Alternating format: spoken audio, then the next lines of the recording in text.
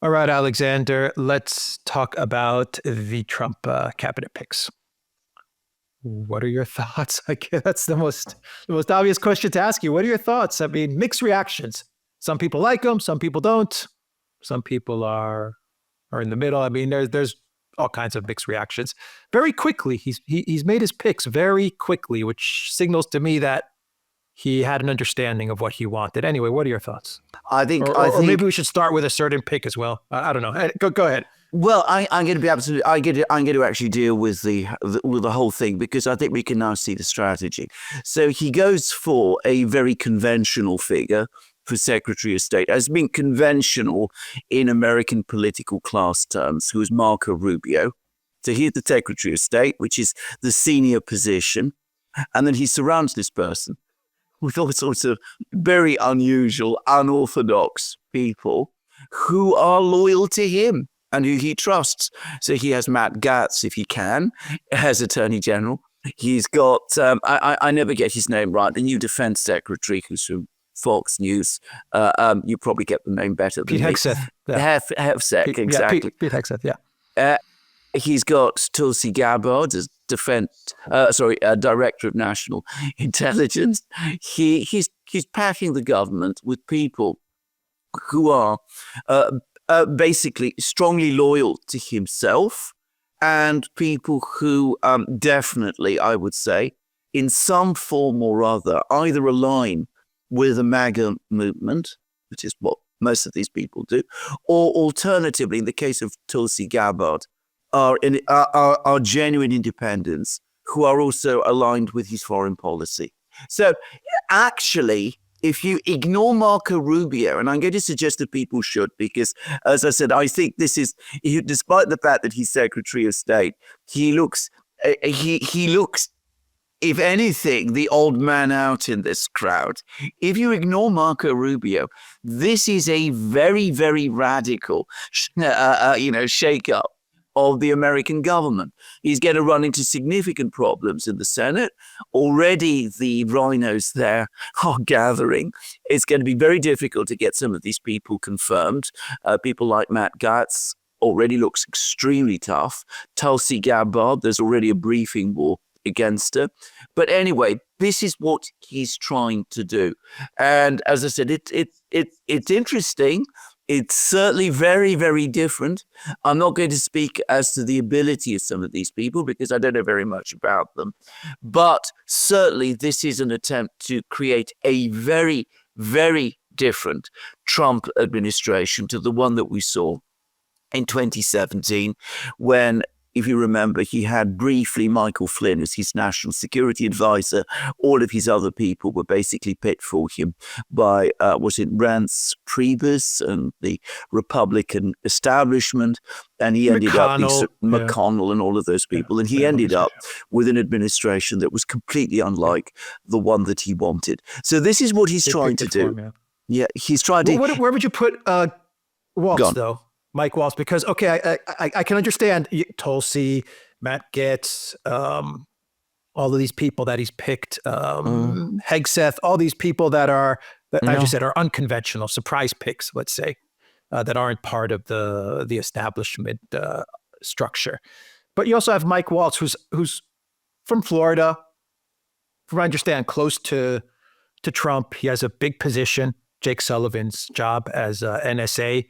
I believe that's what Bolton was he was NSA, right? That's right, absolutely. Yeah. So you have Mike Waltz, who's very hawkish towards Iran, very hawkish towards China, was very hawkish towards Russia, has said some things about Russia, which, as you have explained in your videos, shows that he may not have such a good understanding of what's going on in Russia or the conflict in Ukraine, but he has also moderated his tone as well with regards to Project Ukraine, basically saying, as has Rubio, basically saying we need to get out of this.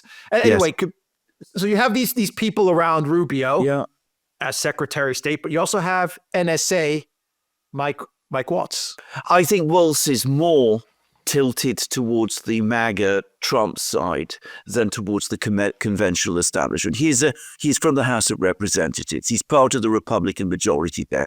He has been consistently loyal to Donald Trump through all of Donald Trump's problems, as so I understand. He is a military officer who served in the Middle East. That's his background. He's got many of the ideas and feelings that military officers who served in the Middle East also have. I think primarily and first and foremost, the reason Trump has picked him is because he sees him as loyal.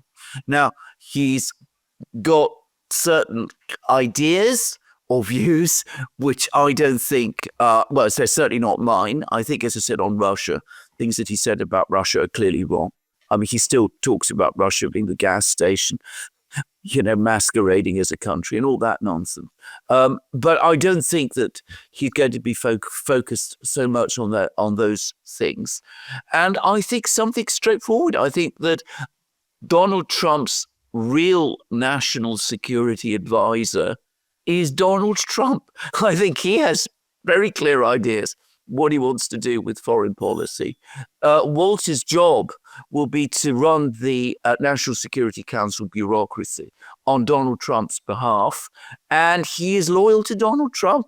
That is what I think. I believe that we're going to have a very strong executive. Yeah.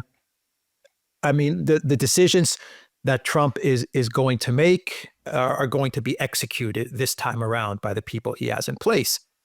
Even Rubio is going to do as Trump says. And I think Rubio may not be such a, I was thinking about this. I mean, if you have to pick a more traditional neocon, like from the school of Graham or Newland or Kagan, but not at that level, not a true believer like Newland or Kagan. I mean, those guys are true believers in the neocon cause. Rubio, yes, he's a neocon, but I don't think he's a true believer. I think he gravitates more towards where the power is. If the power is with the neocons, he gravitates more towards that. If the power is with America first, he'll gravitate more towards that. But if you have to pick someone to put in your administration who can also provide you some of the eyes and ears of what the Grahams and the McConnells and all of these people are thinking or what they're saying, it might not be a bad idea to bring in Rubio into some position. I don't know if you put him in as Secretary of State, but if you're going to keep a neocon close to you, I think Rubio is probably the right choice as far as someone who would not backstab you as badly as a McConnell or a Lindsey Graham or these types of Cheneys, these types of people. I mean, I don't know. What are your thoughts about that? I mean, that may be what he's doing in a way. Exactly. I mean, the point about Rubio is that he clearly wants very much to be Secretary of State. Now, why he does, I'm not really sure, but anyway, he does. He clearly wants to be in on the team. He's gone out of his way over the last couple of years to make clear his loyalty to Donald Trump. He's modified his positions on Russia and Ukraine very, very radically. He voted against the aid package to Ukraine last April, which is, I think, quite a big step, not one should underestimate. So he's much more malleable than, someone like Lindsey Graham, for example, would be. And obviously, as you rightly say, he's not part of the Victoria Nuland, Robert Kagan school of neocons. I mean, he's not on that. He's not fully in that category. What I think he does is he provides Trump, or the intention, the plan is that he's going to provide Trump with a certain degree of cover. So Rubio will be wheeled out to defend the policy specifically on Ukraine, which I'm now quite clear in my mind, Trump absolutely does want to close down, by the way. I think that there is no doubt about this. I agree. His indications to the Europeans are consistent with that. His refusal even to talk about Ukraine with Biden was really remarkable. They had the meeting in the Oval Office, and he refused to talk with Biden about Ukraine. 5 minutes they talked about it. 5 minutes, exactly. 5 minutes towards the end. Exactly. That's so amazing. It is amazing. So I think he's clearly made up his mind that he's going to close down Ukraine. That's going to prove very controversial with some people for whom this is still their project. So he needs someone like Rubio to go out there and defend it and explain it. And in the meantime, he's bringing all of these people, Radcliffe, Gambard, Gatz, if he can get him. I'm sorry, again, the new defense secretary. Exactly. He's bringing all of these people who are loyal to himself and who he wants to undertake. First and foremost, his major objective, it seems to me, is to clear out the bureaucracy in Washington of those people who made his life impossible in his first term. He wants to do that with the Department of Justice, with the FBI. That's Gatz. Generals. He wants to do that with the generals, which is what Hepdeath is about. He wants to do that with the intelligence community, which is what Gambard and Radcliffe are about. And that's, I think, his priority number one. Not the Middle East, not China, even though these people have those views, because they are the views that many people conventionally within the larger MAGA movement hold. But it is about power in Washington. That's what it looks like to me. And prioritize in terms of foreign policy, ending Project Ukraine. It is an absolute disaster. We recently did that live stream with Jim Webb. He said how Ukraine poisons everything. He's absolutely right. I thought that was a brilliant comment that Jim Webb made, by the way. And I think that Trump understands that, and he's moving purposefully to close the whole thing down.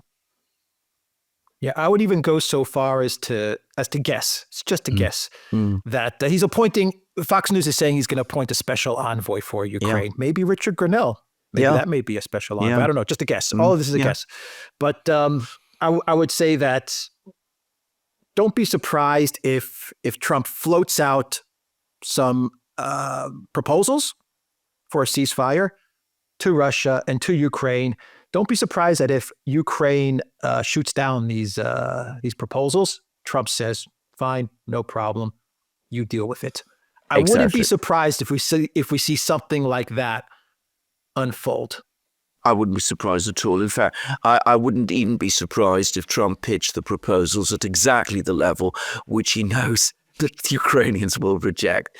Because, of course, they're rejecting everything at the present time. And I suspect whoever wins out in Kiev in the end, where there's a power struggle underway now, unsurprisingly. Elections in May? Is that true? There's talk of that.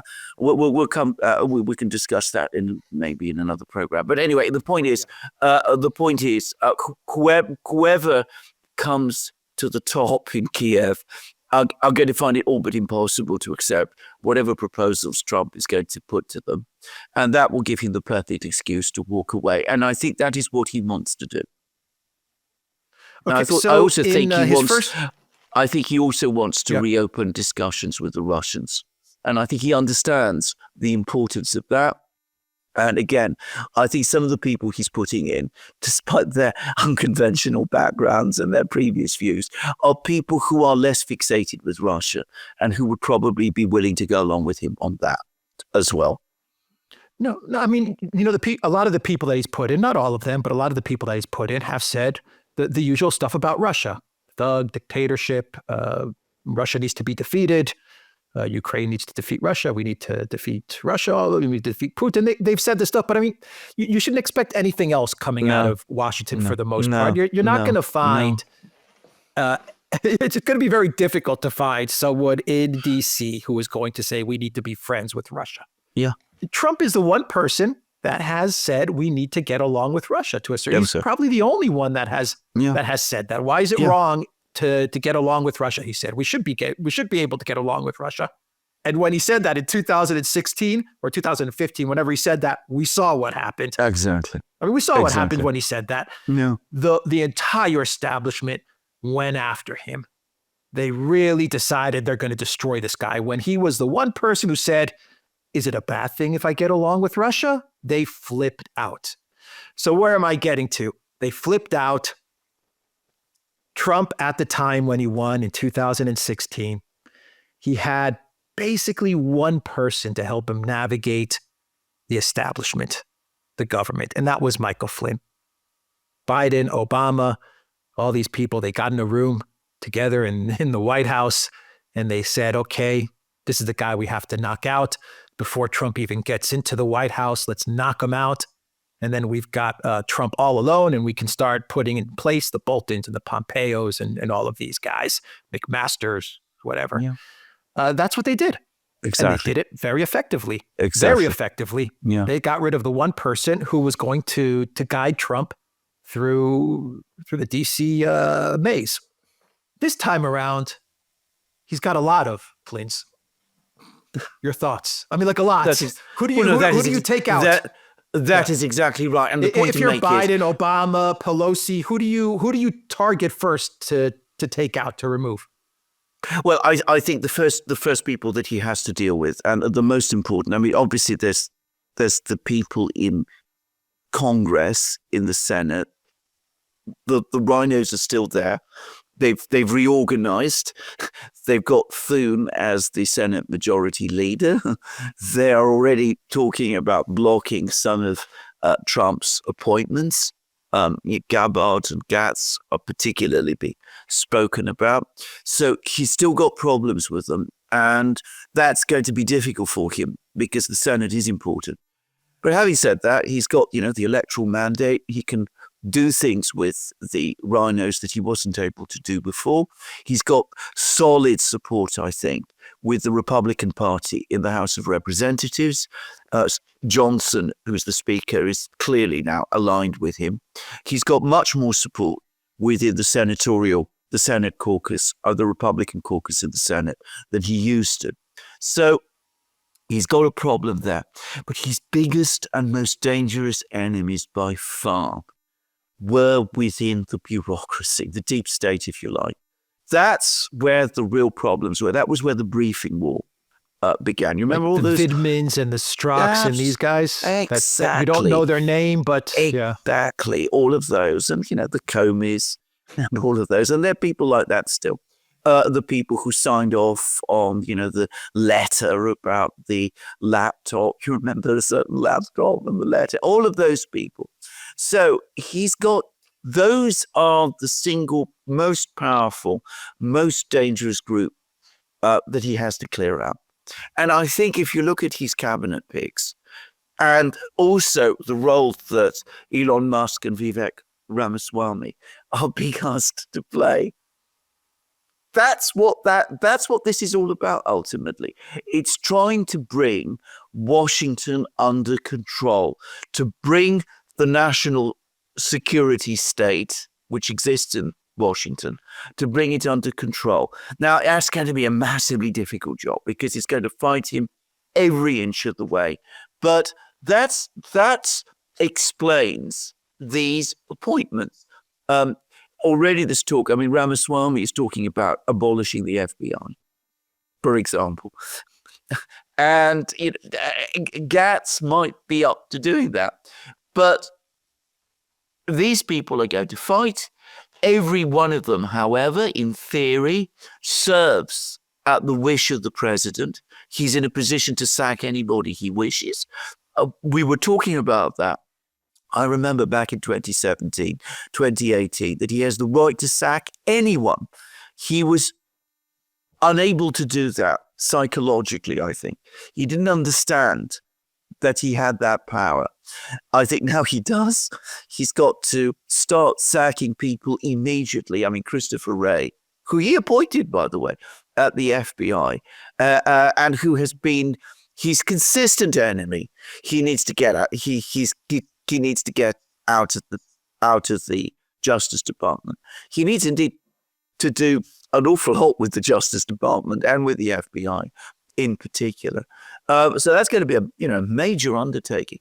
But that is his priority. The rhinos by themselves he can deal with. The people of the national security state, the deep state, the bureaucracy, they are the biggest danger. And of course, ultimately, he's also got to do something else, which is, and this is again where Elon Musk and Vivek Ramaswamy, I think, have a role to play. He's also got to cut the funding, which comes ultimately from the military-industrial complex. It's channeled through the various lobby groups, the NGOs, the think tanks, all of these things in Washington. He's got to try and find some way of choking that all off in order to get into a situation where we have proper debate in Washington, again, about policy, instead of this extraordinary situation that we have today, where we have the think tanks, which act as an echo chamber for the neocons, who have this alliance with the military-industrial complex, who have this alliance with the various agencies, who have all their friends in the Pentagon. He's got to do an awful lot, close down the revolving door, drain the swamp. Now, can he do it? He's got 2 years, in my opinion, to make a difference. He won't be able to drain it completely because it's huge. But if he focuses on that, and if things hold together in the economy, he can make a big start. And if he can position his vice president, J.D. Vance, to succeed him and to continue this program beyond that, then we might actually start to see something happen. America first. That's what these appointments point to, at least to me. Yeah, some wild cards in all of this to Trump's advantage. Yeah. The one thing that I see is that the mainstream media has completely collapsed after the elections. CNN, MSNBC. They're in a complete mess. There's even talk about Musk and other, let's say, conservative leading groups actually buying out these networks. I don't know how true this is, but they're in a complete mess after the elections. Twitter X has emerged on top. Yes. And that's going to help Trump. Yeah. A very different position than 2016 when the entire media, including what was then Twitter, was absolutely going after him. So he's got that to his advantage. Of course, he has the other social media that we're going to see how he deals with that he didn't deal with that in 2016, and he paid a price for it in his his re-election bid in 2020. So we'll see how he deals with that. But he has Musk, who understands and Vivek. He has a lot of VCs actually who are from Silicon Valley, who understand the space very well, and I'm sure they'll help him to figure out what he does with the big tech media. But the mainstream media is absolutely in a mess. So I think that's kind of a wild card. The other thing that he has to, I agree with you, he has to deal with the think tanks, the NGOs, the NEDs, the Atlantic Councils, all of these institutions. They're a big problem, and he's going to have to see if he can. I don't even know if it's possible. How do you deal with all of these think tanks and institutions? And the other wild card that he's going to have to deal with is the foreign meddling. Yeah. And I'm looking at the UK. Yeah. I'm talking about the Halpers, the Mifsuds, the Christopher Steeles. How do you deal with the interference that came from the UK, say in 2016? You're going to have to figure out a way to deal with that. Well, Mel K, in the live stream we did with her, said that it should be illegal for foreign governments to lobby in Washington. When I say just foreign governments, I think she meant, the whole apparatus that is connected with those governments. And I think that is really ultimately what needs to happen, because this whole culture of lobbying that has developed in Washington on a simply massive scale. I mean, we saw with Bob Menendez. I mean, it involves people straightforwardly taking bribes. I mean, which is what the allegation against Menendez is. I have no reason to think that this isn't happening, and it isn't happening from on Turkey. a big scale. That was Turkey in that case. From Turkey. Turkey, absolutely. And Egypt, I seem to remember. Oh, yeah. Absolutely. So, I mean, there's an awful lot of that going on in Washington. So all of that has to be brought to an end. Now, that means doing various things. It means perhaps initially administering FARA properly and impartially. FARA has been weaponized over the last couple of years. So it means using FARA in a completely different way. But I think beyond that, it means thinking about proper legislation. I mean, I have to say that, and it would have to be legislation which is Supreme Court proof. In other words, the Supreme Court, it would be unwilling to set aside on on constitutional grounds if that is even a problem. I don't know that it is, brother. So I think that really has to happen, and I mean, I think there also have to be warnings given to so-called friendly countries that lobbying in Washington is just not acceptable anymore. I mean, I understand the lobbying part. I guess my question was, okay, you brought up the lobbying part, and you're going to have to deal with the lobbying from like you said, from Menendez. You have Turkey, Egypt, Israel, Europe, the UK. I mean, even Ukraine. Even Ukraine lobbies the United States, and the money that goes to Ukraine, a lot of it comes back in the form of lobbying. That wasn't my main question. I guess what I was getting at is the steel situation, the Halpers, the Mifsuds, these characters that derailed Trump. Absolutely. And that gave us Russiagate pretty much. The guy from Australia, what was his name? Alexander Downing. All of these situations. How do you deal with that? Well, that was part of the intelligence world, I think. I think all of these people were connected to each other through the various intelligence systems, the Five Eyes and things of that kind.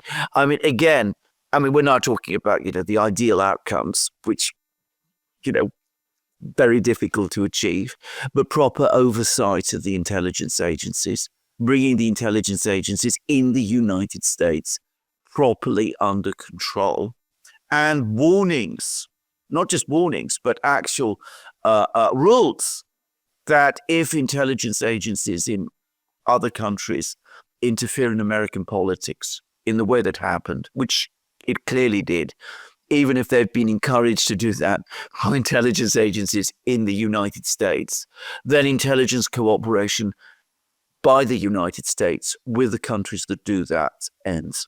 I mean, it is, a very simple and clear rule, which it is laid out because remember, all of these countries, Britain, the other Five Eyes, Australia, New Zealand, and all of the others, ultimately, I mean, when it comes to intelligence collection, they rely overwhelmingly on the United States. The British do provide some supplement in the sense that GCHQ does, surveillance for the US, but on the US behalf,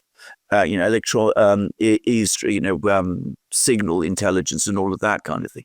But to be frank, I'm going to be careful what I say here.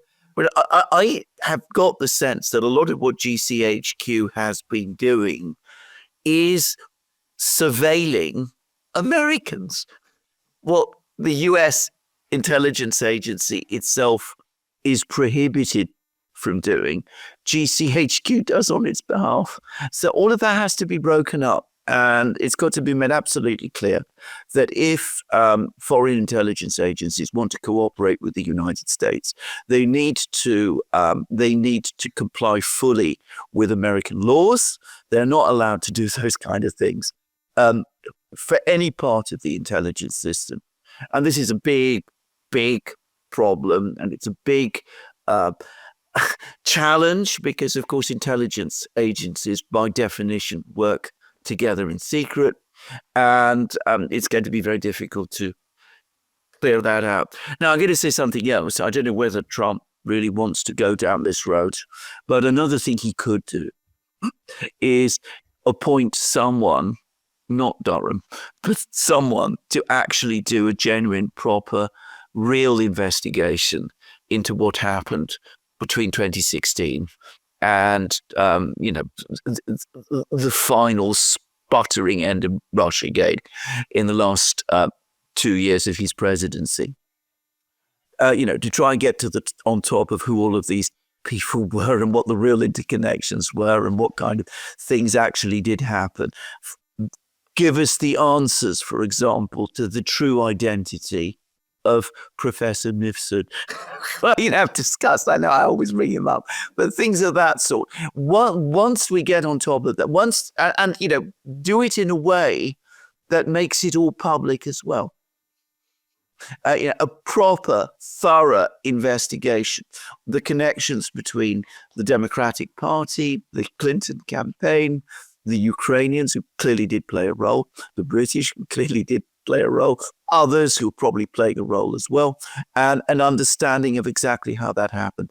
And that should all be laid out to the American people. And I think if that were to happen, a proper committee, bit like the Church Committee that happened in the 1970s in the United States, to explore all that further, listening also to the things that Edward Snowden was been saying. I mean, it's a huge business. It would require an enormous amount of work, but it can be done. It just does require a lot of political will and a huge amount of consistency, and it requires the right people in the important positions: the Attorney General, the Director of National Intelligence, the Director of the FBI, and the Director of the CIA. We've seen who he's appointed to the CIA, or wants to appoint to the CIA, and to a Director of National Intelligence and Attorney General. The FBI, of course, we still have to wait and see, because that can't happen until he's been inaugurated. Yeah, the Papadopoulos meeting in London, Carter Page, and everything that happened there. Yes. There's so much to the Mueller report. There's so much that we still just don't know what exactly. How did all of this happen? Yeah. How was Mueller appointed? Why, after he was appointed, was the entire investigation team that was set up around him? Basically, how did it consist almost exclusively of Democratic Party operatives or people aligned with the Democratic Party? Lots of questions. We had very, very few real answers. I mean, we've scratched the surface of it, but a real investigation into what actually happened, not a Durham report which didn't add anything and didn't say anything and didn't take us anywhere very far. Now, again, there'll be enormous resistance to that in Washington, but I agree with what you said before. The media, mainstream media, has been shattered. They've been discredited. They've been exposed as the emperor who has no clothes. They realize, I think it's now really hit home to them, that they are a declining force within the American media space. In fact, the Western media space. We now see a break in the monopoly that there used to exist within social media as well. So things are changing and the ground is opening up. It's becoming much more possible to actually rethink and start moving forward with all of these things. And again, the money. I mean, when I'm talking about lobbying, the money, to make one thing very clear, if a particular country wants to come to the United States and present its case, nobody can object to that, but it needs to be done in the proper way. In other words, through diplomatic contacts, through meetings between officials, through perhaps representatives of that country coming to Congress, speaking there, doing those sort of things. What has caused the real harm, the enormous damage, is all of this financial lobbying that has been taking place. You spoke about the money that's come via Ukraine, much of it not from Ukraine, by the way. Lots of other countries are involved in all that sort of thing as well. I mean, the Bob Menendez business, in fact, it gave a great deal of insight into how it was done. All of that really has to be ended once and for all, and that this whole thing has to be brought under control. So the lobbying from the defense contractors and the lobbying from these outside governments and outside actors as well. Lobbying should only be done by American citizens, and it should be done in an open and honest way, and money should not play any part in it. I mean, if people want to come and argue their case in Congress, or in Washington, they can do it, but they can do it properly and openly using the force of argument, not the force of money. Yeah, just some final thoughts. If he does go the route of taking a look at Russiagate, a huge task, by the way, it's massive.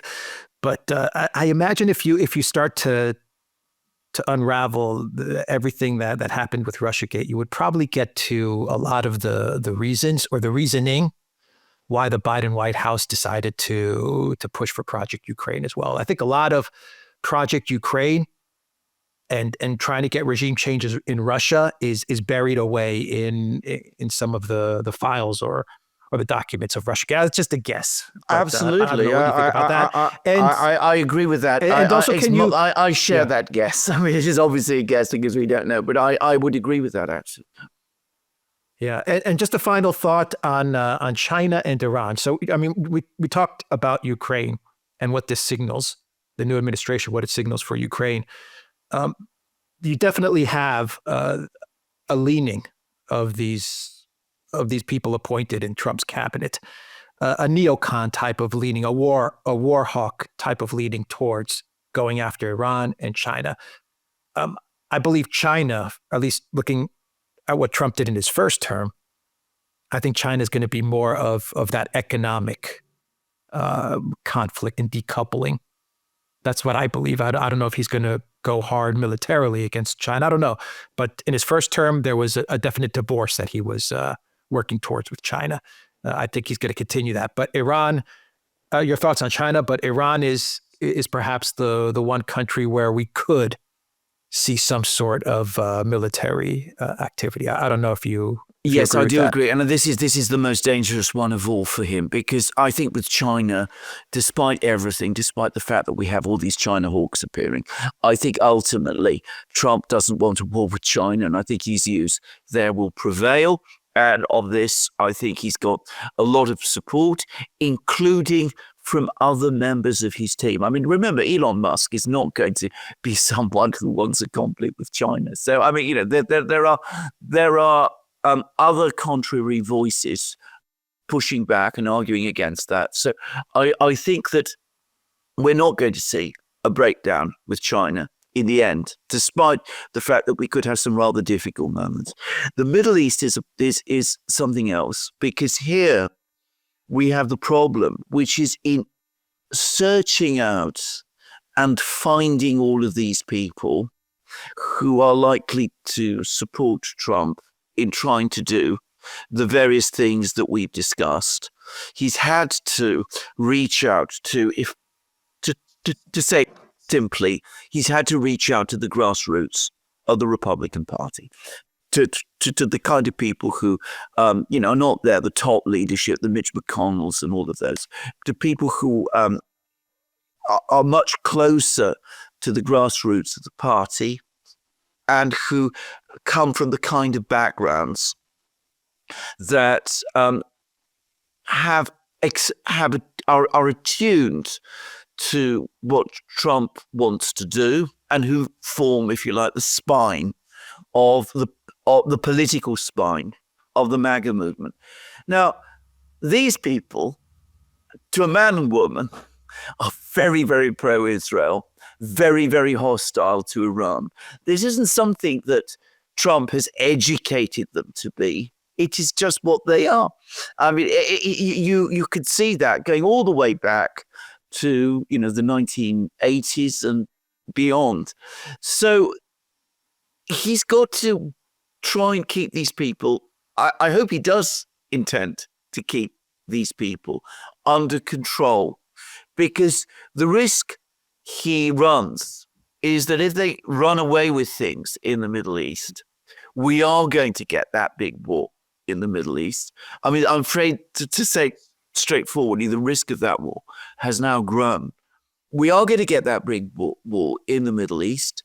The other neocons, the Nuland, Kagan type neocons, will of course support it. So will the rhinos. And of course, if that happens, it will throw everything else that Trump seems to be trying to do off course. The priority is Washington. It is not the Middle East.